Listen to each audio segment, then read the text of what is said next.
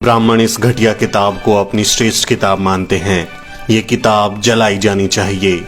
इसीलिए बाबा साहब डॉक्टर अम्बेडकर ने 25 दिसंबर 1927 को मनुस्मृति दहन किया था।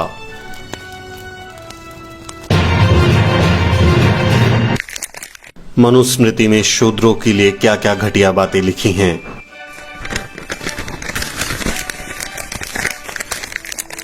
मानवता के कल्याण के लिए परम सृष्टिकर्ता ब्रह्मा ने अपने मुख से ब्राह्मणों को जन्म दिया, क्षत्रियों को अपनी भुजाओं से, वैश्यों को अपनी जांघों से और शूद्रों को अपने पैरों से पैदा किया।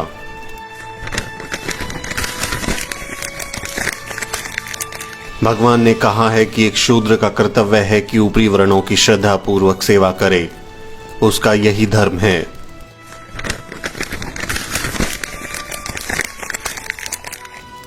100 साल के क्षत्रिय को भी एक 10 साल के ब्राह्मण लड़के को अपने पिता के रूप में मानना चाहिए।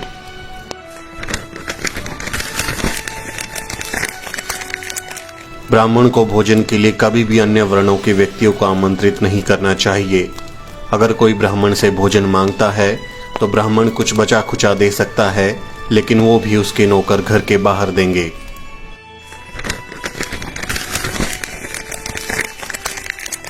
वो जो शूद्र विद्यार्थियों को निर्देश देता है और वो जिसका शिक्षक एक शूद्र है, वो श्राद्ध में आमंत्रित होने के लिए अयोग्य हो जाएगा।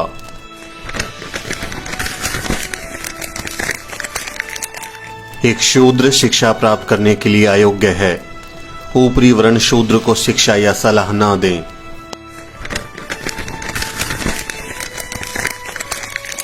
यह आवश्यक नहीं कि शूद्र को नियमों और संहिताओं का पता होना चाहिए और इसलिए उन्हें पढ़ाने की आवश्यकता नहीं है।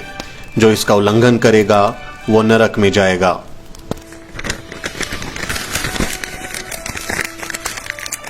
एक ब्राह्मण को ऐसे देश में न रहने दें जहां शासक शूद्र हो।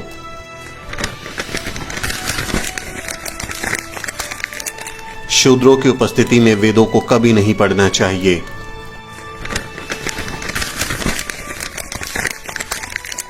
जिस देश में ब्राह्मण नहीं है, जहां ब्राह्मण खुश नहीं है, वो देश तबाह हो जाएगा।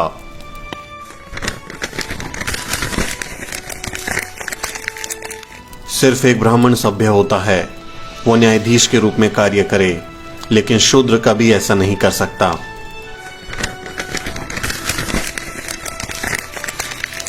एक राजा जिसके साम्राज्य में एक शूद्र कानून का पालन कराए, वो साम्राज्य दलदल में गाय की तरह डूब जाएगा।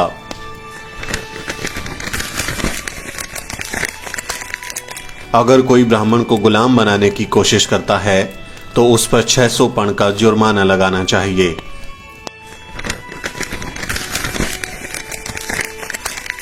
एक ब्राह्मण शूद्र को किसी वेतन के बिना सेवा करने का आदेश दे सकता है, क्योंकि ब्राह्मणों की सेवा करने के लिए ही ब्रह्मा ने शूद्र को बनाया है।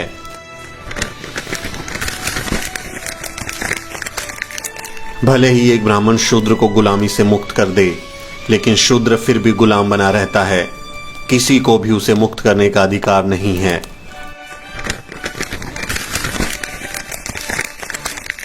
एक शूद्र जो द्विज व्यक्ति का अपमान करता है, उसकी जीभ कटेगी, क्योंकि वो नीच है।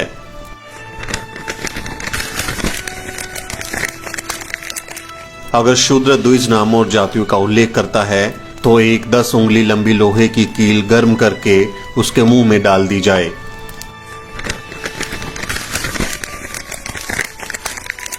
यदि कोई शूद्र घमंड से ब्राह्मणों को धर्म का उपदेश देता है तो राजा उसके मुंह और कानों में जलता हुआ तेल डलवा दे।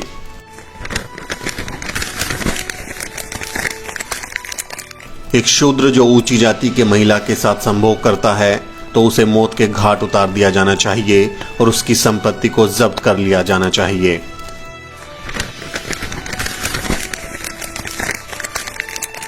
एक ब्राह्मण शूद्र को बाध्य कर सकता है, चाहे वो खरीदा गया हो या बिना काम किया हुआ हो।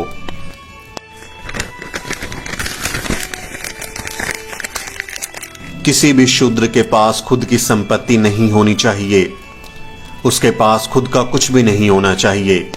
एक धनी शूद्र का अस्तित्व ब्राह्मणों के लिए बुरा है। एक ब्राह्मण शूद्र के माल पर अधिकार कर सकता है।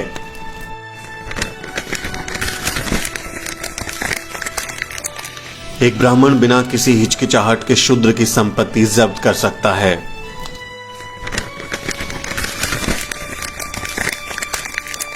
एक शूद्र जो सिर्फ अपना पेट भरना चाहता है, एक वैश्य की सेवा कर सकता है। यदि वो जीवित रहने का स्थायी साधन चाहता है तो वो एक क्षत्रिय की सेवा कर सकता है। लेकिन अगर वो स्वर्ग जाना चाहता है या अगली पीढ़ी में उच्च या श्रेष्ठ जन्म चाहता है तो उसे ब्राह्मण की सेवा करनी चाहिए।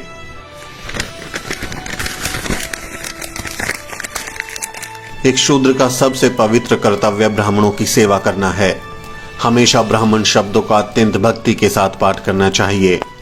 ऐसे शूद्र को मोक्ष मिलेगा, अन्यथा वो बहुत बुरी मौत मर जाएगा और सबसे बुरे नरक में जाएगा।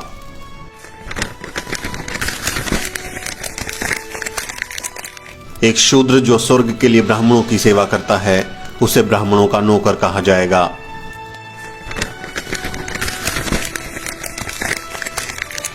शूद्रों का सबसे बड़ा काम सिर्फ ब्राह्मणों की सेवा करना है।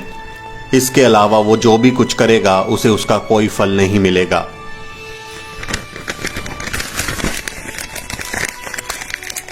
ब्राह्मण शूद्रों को बचा हुआ भोजन, पुराने फटे कपड़े, खराब अनाज और पुराने बर्तन दे सकता है।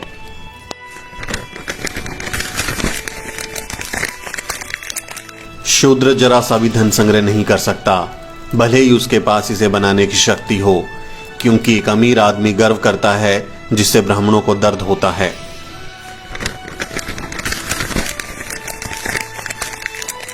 एक ब्राह्मण शूद्र से कभी भीख नहीं मांगेगा।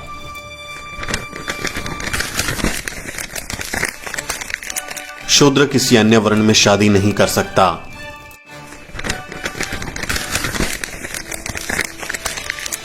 एक ब्राह्मण के नाम का पहला भाग कुछ शुभ संकेत देता है।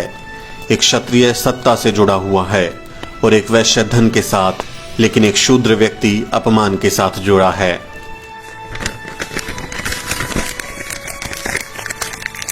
एक ब्राह्मण के नाम का दूसरा भाग क्षत्रिय का एक शब्द सुख देने वाला शब्द होता है, जो वैश्य की रक्षा करने वाला और शूद्र की अभिव्यक्ति निरूपण सेवा का शब्द व्यक्त करने वाला होता है।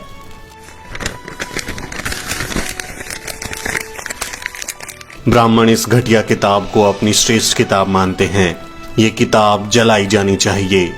इसीलिए बाबा साहब डॉक्टर अम्बेडकर ने 25 दिसंबर 1927 को मनुस्मृति दहन किया था। सब्सक्राइब करें समता भारत टीवी को, बेल आइकन को प्रेस करें, साथ ही ऑल वाले बटन को क्लिक करें ताकि हमारी नई वीडियो की सूचना आपको सबसे पहले मिले।